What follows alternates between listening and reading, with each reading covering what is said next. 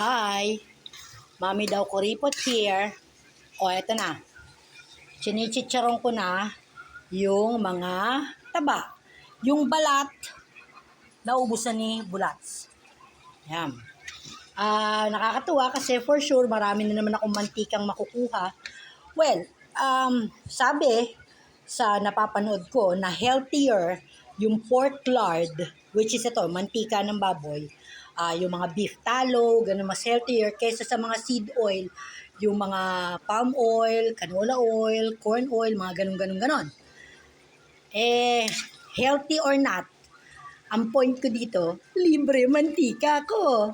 Pero pag bumili ako ng mantika is container. Hindi ako bumibili ng bote-bote kasi nga hoarder nga ako. Yan. The last time na binili ko ay halagang 1,130. Isang container ng palm oil yun. Well, I don't know kung recycled oil or anything. Basta binili ko siya isang container. Ayan. Ito, masaya ako. At saka mas malasa siya pag ginamit mo lalo na sa mga gulay-gulay. O anyway, sige na. Bye guys! Kiss yun! Ay nga pala, I put suka and salt dito bago ko siya ano tawag mo dito? I-chicharon para yung mantika niya tumatagal.